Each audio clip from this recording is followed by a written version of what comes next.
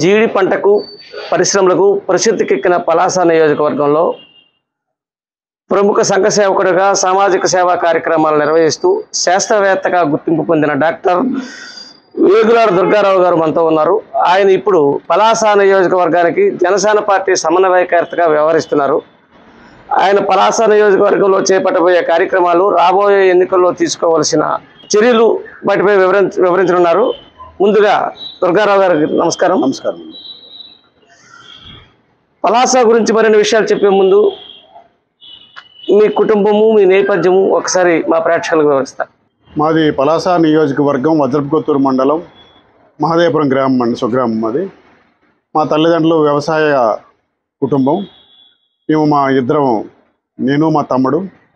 నేను నా విద్య అంతా కూడా డిగ్రీ మహారాజా కళాశాల Vizianagaram, MSc Andhra university, PhD Osmania విశ్వవిద్యాలయం, పోస్ట్ డాక్టరల్ ఫెలోషిప్ సిడిఎఫ్డి అంటే centre for DNA fingerprinting and డయాగ్నోస్టిక్స్లో చేశాను. ఆ తర్వాత మినిస్టర్ ఆఫ్ సైన్స్ అండ్ టెక్నాలజీలో 1.5 years సైంటిస్ట్గా చేసి దాన్ని రిజైన్ చేసి తర్వాత సొంతంగా మేము మా ఫ్రెండ్స్ కలిపి ఒక ప్రైవేట్ సంస్థను నిర్మించడం జరిగింది. గత 2012 నుంచి మేము అక్కడ పరిశోధనతో పాటు మెడికల్ జెనెటిక్స్లో డయాగ్నోస్టిక్ సర్వీసెస్ మేము అందిస్తున్నాము అన్ని సౌత్ ఇండియాలో. నా సైంటిఫిక్ ఫీల్డ్లో ఉన్నందుక గత 20 సంవత్సరాలుగా మన ప్రాంతానికి ప్రధానంగా ఉదాహరణ కిడ్నీ వ్యాధులు ప్రబలిన ఈ ప్రాంతంలో మాకు ఉన్న మినిమం వనరులతో కొంత పరిశోధన చేయడం జరిగింది.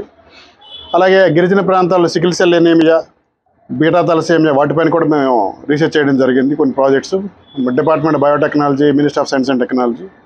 ఆ తర్వాత రంపచోడవరం, చింతపల్లి వాటిలో కూడా కొన్ని ప్రాజెక్టులు కొంతమంది ప్రొఫెసర్లతో కలిసి చేయడం జరిగింది.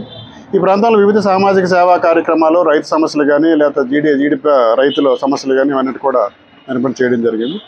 ప్రధానంగా ఉద్దానం కిడ్నీ వ్యాధిగ్రస్తుల సమస్యని పవన్ కళ్యాణ్ గారు తీసుకువెళ్ళిన తర్వాత ఈ ప్రాంతానికి చాలా మేలు జరిగిందని నేను భావిస్తున్నాను. ఇంత ఉన్నత విద్యను అభ్యసించిన మీరు రాజకీయాల్లోకి ఎందుకు రావాలనుకున్నారు? నాకు విద్యార్థి దశ నుంచే, అంటే మా సొంత పంచాయతీ బెండి, మాకు మా గ్రామానికి, మా పంచాయతీకే కాకుండా జిల్లాలకే రాజకీయ గురువు, కీర్తిశేస్తులు పార్లమెంట్ మాజీ సభ్యులు హనుమంతు అప్పయ్య గారి ఫాలోవర్గా నేను ఉన్నాను చిన్నప్పటి నుండి ఆయనకి. కాబట్టి ఆయనతో స్ఫూర్తి పొంది ప్రధానంగా ఆయన పార్లమెంట్ ప్రసంగాలు చదివిన తర్వాత ఒక చట్టసభలకు వెళ్తే మనం ఇన్ని కార్యక్రమాలు ప్రజలకు చేయొచ్చా, మేలు చేయగలమనే ఒక స్ఫూర్తి పొందాను ఆయన పార్లమెంట్ ప్రసంగాలు విని. సో అప్పటి నుంచి ఆయన్ని ఫాలోవర్గా ఉంటూ జనసేన పార్టీ పెట్టిన నుంచి జనసేన పార్టీలో ఉంటూ ఈ కార్యక్రమాలు చేస్తూ ఎక్కడ ఏ సమస్య ఉన్నప్పుడు కూడా మా పార్టీలో ఉన్న మా కార్యకర్తలకు కానీ, మా నాయకులకు కానీ, మాకు కానీ, లేదా ప్రజలకు ప్రధానంగా వివిధ సామాజిక వర్గాలు, వివిధ వర్గాలకు ఏవైనా సమస్యలు ఉండేటప్పుడు అక్కడ మేము ఆ సమస్యలపైన పోరాడడం, ఆ సమస్యల పరిష్కారానికి మ్యాక్సిమం మేము కృషి చేశాం. ఇన్ని రాజకీయ పార్టీలు ఉండగా జనసేనని ఎందుకు ఎంచుకున్నారు? సార్, జనసేన రాజకీయ పార్టీతో మిగతా రాజకీయ పార్టీలకు పోలిక లేదని నేను చెప్పగలను. అంటే జనరల్గా రాజకీయ పార్టీలో ఒక అపవాదం ఉంటుంది. యాక్చువల్ మంచి రాజకీయ పార్టీ అనేది ప్రజాసేవ చేయడానికి పుట్టిన పార్టీలు. కానీ మొదట్లో అంటే 70 సంవత్సరాల క్రితం ఉండే ఆ నానుడు అలాగా ఇప్పటికి రాను దాని సేవ తగ్గిపోయి సులాభం ఎక్కువ పెరిగిపోయింది రాజకీయ నాయకుల్లో. కానీ పవన్ కళ్యాణ్ గారు ఆయన సొంత సంపాదనతో చెమటోడ్చి ప్రజాసేవకే ఖర్చు పెట్టారు తప్ప ఏ రోజు కూడా ఈ రాజకీయ పార్టీని అడ్డుపెట్టుకొని కానీ, లేకపోతే ఆయన సినీ ఫీల్డ్ అడ్డుపెట్టుకొని ఏ రోజు కూడా పైసలు సంపాదించి ఆయన స్వలాభానికి ఉపయోగించలేదు. కాబట్టి అలాంటి వ్యక్తి వెంట మనం వెళ్తే చట్టసభల ద్వారా ఎన్నికైతే అలాంటి వ్యక్తి ముఖ్యమంత్రి కానీ అయ్యారనుకుంటే ఇంకెక్కువ సేవలు ఈ ప్రజలకు మనం అందించవచ్చు అని ఆయన సేవా గుణానికి నచ్చి నేను వచ్చాను. ఆ నిజాయితీ. ఇప్పుడు తెలుగుదేశము జనసేన పొత్తు పెట్టుకుంది కదా, ఆ పొత్తులో భాగంగా మీకు పలాస టికెట్ వస్తుందని నమ్ముతున్నారా గట్టిగా? సార్, ఒక రాజకీయ పార్టీలో సుదీర్ఘకాలంగా పనిచేసేటప్పుడు అక్కడ టికెట్ ఆశించడంలో నాది తప్పు కాదు, నేను ఆశిస్తున్నాను. కాబట్టి పొత్తులో మీరు అన్నట్టు పొత్తులో ఉన్నాం కాబట్టి మా సహచర పొత్తు పార్టీ కూడా టీడీపీ ఉంది కాబట్టి వాళ్ళు కూడా ఆశిస్తున్నారు. కాబట్టి ఏదన్నది మా అధినేతలు ఇద్దరు కూడా నిర్ణయం తీసుకుంటారు. ఈ పలాస టికెట్ ఏ పార్టీకి ఇవ్వాలనేది కాదు, మేము ఏ పార్టీ నుంచి పోటీ చేస్తామన్నది కాదు, ఇక్కడ మేము గెలవాలి. ఇక్కడ జరిగిన అన్యాయాలు, అక్రమాలని ఈ ప్రజలకి రక్షణ కల్పించాలంటే జనసేన టీడీపీ గెలవాలి ఇక్కడ, అభ్యర్థి ఎవరైనప్పటికి కూడా. అదే మా ధ్యేయం ఇక్కడ. మీకు బలమైన ప్రత్యర్థి ఉన్నాడు కదా, మీరు ఎలా విజయం సాధించడానికి మీరు ఎన్నుకున్న మార్గం ఏంటి?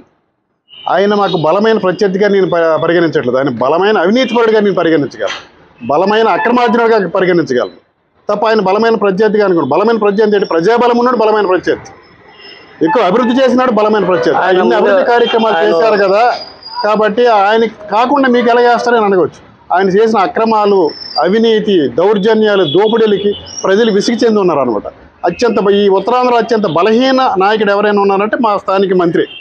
ఆయన రాష్ట్ర మంత్రిగా అనేక అభివృద్ధి కార్యక్రమాలు చేశాను, కిడ్నీ వ్యాధిగ్రస్తులకు ఆసుపత్రులు నిర్మించాను, మంచినీటి సరఫరా తెచ్చాను అని చెప్తున్నాడు కదా. అన్నీ అధిగమించక మీరు ఏమైనా సమస్యలు పరిష్కరించగలరా? సార్, ఈ తెలుగు 2 రాష్ట్రాలకి, ప్రపంచంలో ప్రతి ఒక్క తెలుగువాడికి తెలుసు కిడ్నీ వ్యాధిగ్రస్తులకి ఎవరి వల్ల మేలు జరిగిందనేది. జనసేన పార్టీ అధినేత పవన్ కళ్యాణ్ గారు 2017 జనవరి 3వ తారీఖు నిత్యాపారంలో అడుగు పెట్టకపోయి ఉంటే ఈరోజు కిడ్నీ వ్యాధి అనేది ప్రపంచానికి తెలిసి ఉండేదని ప్రశ్నిస్తున్నాను నేను మిమ్మల్ని. కాబట్టి ఆయన వచ్చిన జనవరిలో వస్తే ఏప్రిల్ నుంచి డయాలసిస్ సెంటర్లు వచ్చాయి ఇక్కడ జిల్లాలో. అప్పటి వరకు లేవు. ఇక్కడ ప్రతి ఒక్క కిడ్నీ వ్యాధిగ్రస్తుడు, డయాలసిస్ పేషెంట్ విశాఖపట్నమో, భువనేశ్వరం ఎక్కడికి వెళ్ళవలసి వచ్చేది. కానీ ఆయన వచ్చిన తర్వాత శ్రీకాకుళం, టెక్కలి, పలాస, సోంపేట, కవిట అన్ని ప్రాంతాలకు కూడా వచ్చి రావడం జరిగింది. అలాగే అప్పటి వరకు కూడా 5వ స్టేజ్కి వస్తే తప్ప కిడ్నీ వ్యాధులు గుర్తించే పరిస్థితి లేదు. కానీ అప్పుడు మేము మా సైంటిస్టులు ఇచ్చే సలహా మేరకు ఆయన ప్రభుత్వానికి డిమాండ్ చేయగానే మా స్క్రీనింగ్ చేశారు. అప్పుడు అదనంగా 13,000 మందిని గుర్తించారు. అలాగే ఉచిత మందులు ఇవ్వడం ప్రారంభించారు అప్పుడు ప్రభుత్వం, చంద్రబాబు నాయుడు గారు. అలాగే ఉచిత రవాణా సౌకర్యం మేము స్వయంగా ఎన్ఆర్ఐ మిషన్ ఉద్యానంతో మేము ఉచిత రవాణా సౌకర్యం అక్కడ కిడ్నీ డయాలసిస్ పేషెంట్లకు కల్పించడం జరిగింది. సరే, జల్ జీవన్ మిషన్ అనేది సెంట్రల్ గవర్నమెంట్ ప్రాజెక్ట్. అది మోడీ గారు 2019లో ఆగస్ట్ 15 దీంట్లో అనౌన్స్ చేశారు.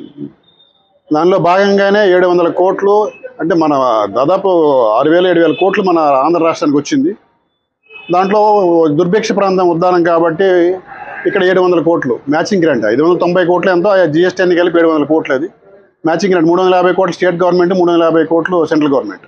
తప్ప ఆ ప్రాజెక్ట్ మొత్తం కూడా సెంట్రల్ గవర్నమెంట్ ప్రాజెక్టు తప్ప స్టేట్ గవర్నమెంట్ ఎటువంటి సంబంధం లేదు. ఏ రోజు కూడా వీళ్ళు ప్రకటించలేదే మేము 700 కోట్ల ప్రాజెక్ట్ ఇస్తామని ఎప్పుడైనా చెప్పారా? ఆయన పాదయాత్రలు చెప్పలేదు, ఆయన మేనిఫెస్టోలో చెప్పలేదు. కానీ స్థానిక మంత్రి అప్పుడు సమన్వయకర్తగా ఉండే ఇన్ఛార్జ్గా ఆయన కూడా ప్రకటించలేదు. అది మోడీ గారు ప్రకటించిన పథకం అది.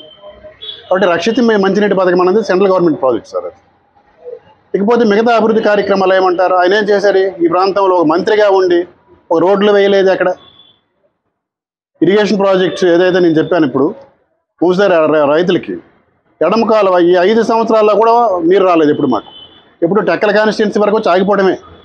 అది తెప్పించడానికి ఏనాడు ప్రయత్నం చేయలేదు. చివరి 2 సంవత్సరాలు ఏం చేశారంటే పైన ఇరిగేషన్లు అక్కడ వాళ్ళు లిఫ్ట్ ఇరిగేషన్లు కట్టేస్తారు, అందుకే మరి రావట్లేదు. లిఫ్ట్ ఇరిగేషన్లో 17 కట్టినప్పుడు అప్పుడు నువ్వేం చేస్తున్నావు? సమన్వయకర్తగా ఉన్నావు కదా, ఆ రోజు ఎందుకు నిలువరించలేదు నువ్వు? ఆ రోజు నువ్వు నిలువరించుంటే నేను నిలువరించాను, దానివల్ల రావట్లేదు.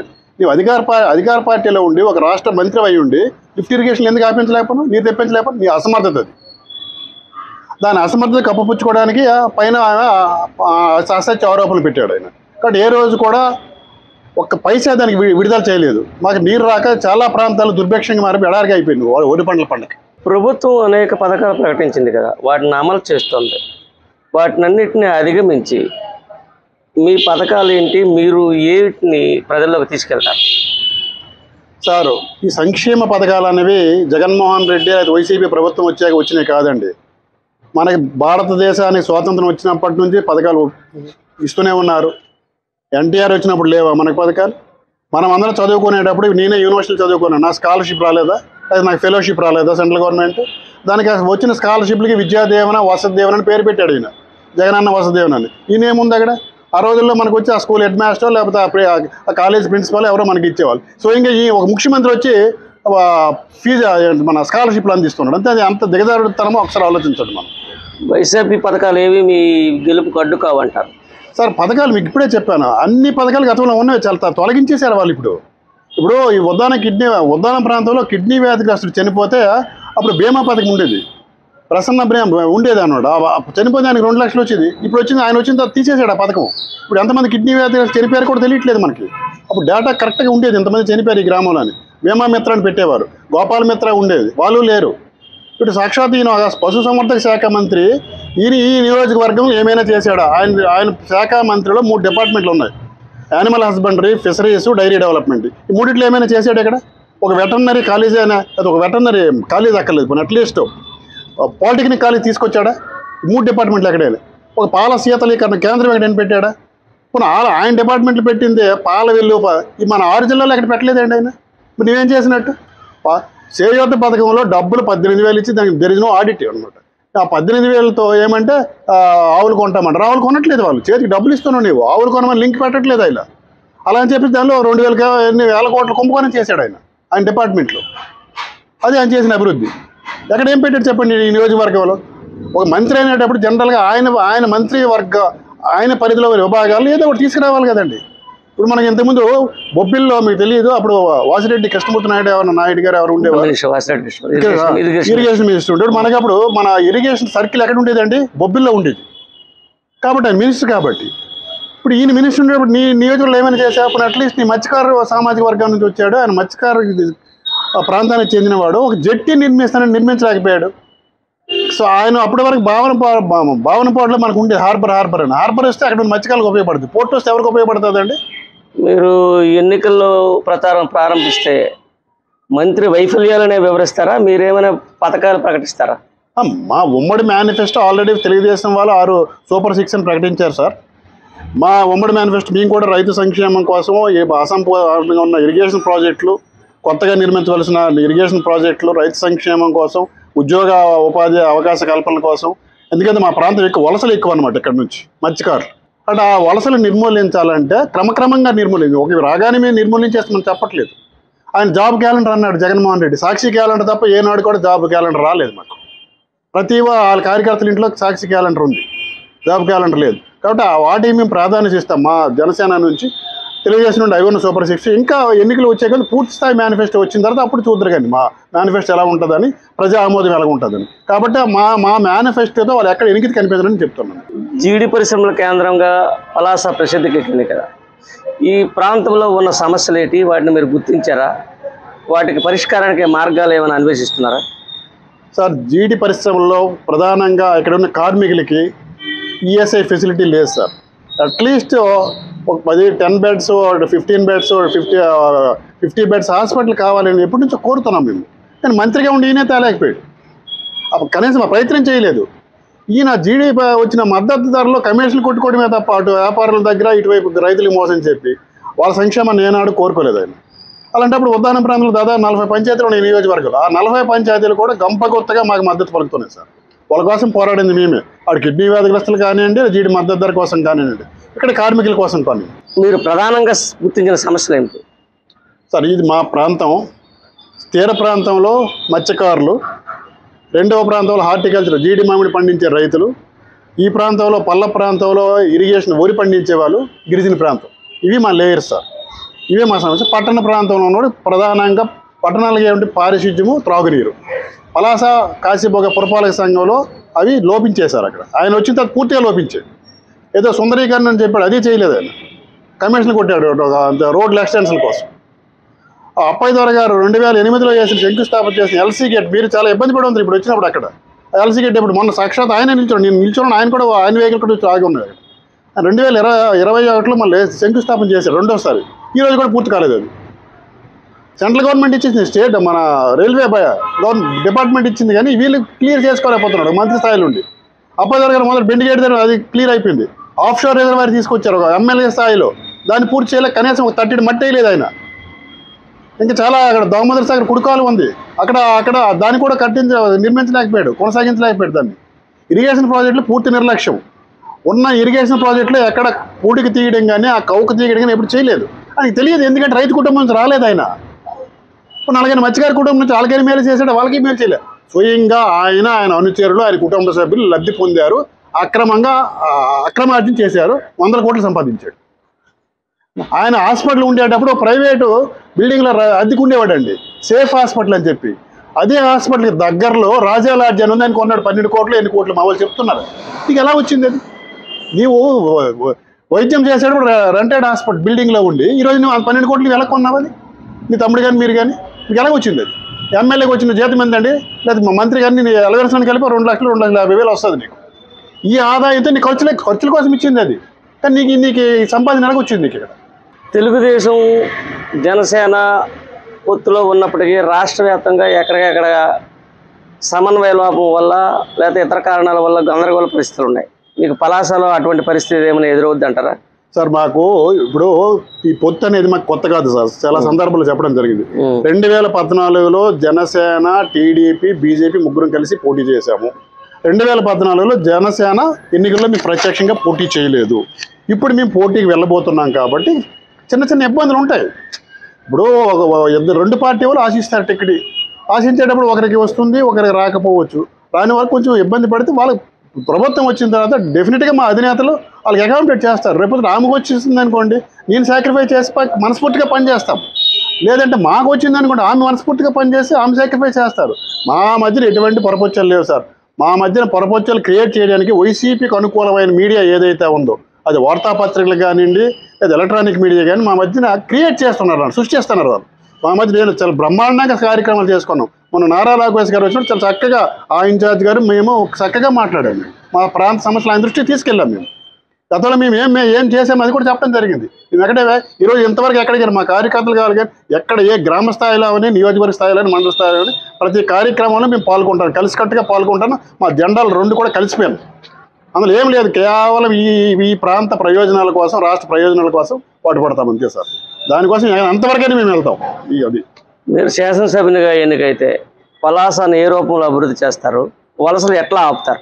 మా ఉమ్మడి అభ్యర్థిగా మాలో ఎవరికి వచ్చినా, ఆ పార్టీ వాళ్ళకి వచ్చినా, జనసేన పార్టీ వాళ్ళకి వచ్చినా, ఎవరికి వచ్చినా మా యొక్క ఉమ్మడి ప్రణాళిక కాన్స్టిట్యున్సీ వరకు మా ఉమ్మడి ప్రణాళిక ఏంటంటే, మొట్టమొదట తీర ప్రాంతంలో మత్స్యకారులు ఎవరైతే వలస వెళ్ళిపోన్నారో వాళ్ళకి ఉపాధి కల్పించాలి. మెయిన్ మేము ఇక్కడైతే ఎటువంటి సదుపాయాలు లేవు, ఒక కోల్డ్ స్టోరేజ్ లేవు, ఒక రోడ్డు నిర్మాణాలు లేవు. వాళ్ళు చేపల వేటకెళ్ళి తెచ్చుకునే చేపలను అమ్ముకోవడానికి మార్కెటింగ్ చేయాలంటే ముందు రోడ్డు మార్గం ఉండాలి, అది లేదు.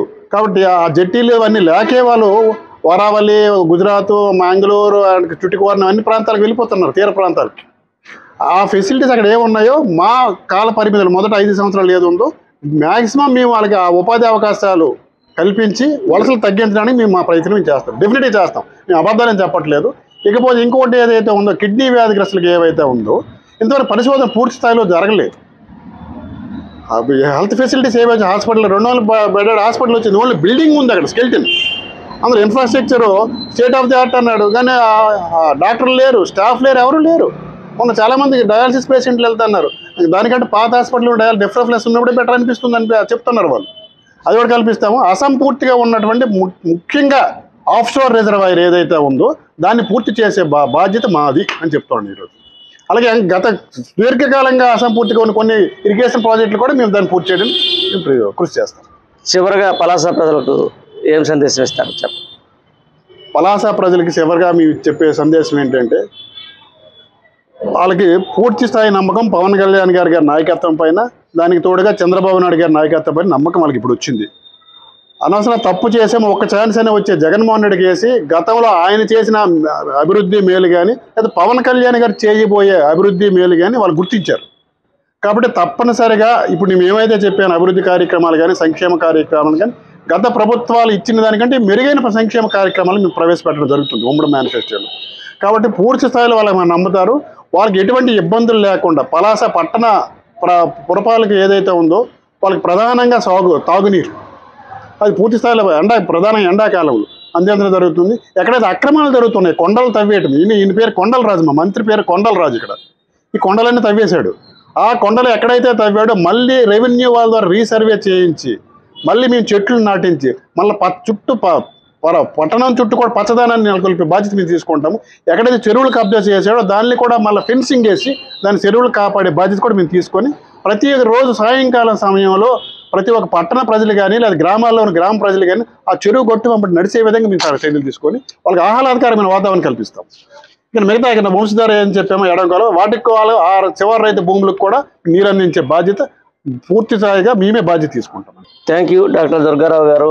మీకు ఎమ్మెల్యేగా టికెట్ రావాలని గెలుపొందాలని మా ఏపీ లోకల్ టీవీ పూర్తిగా అభినందనలు తెలుపుతాం. Thank you sir. Thank you.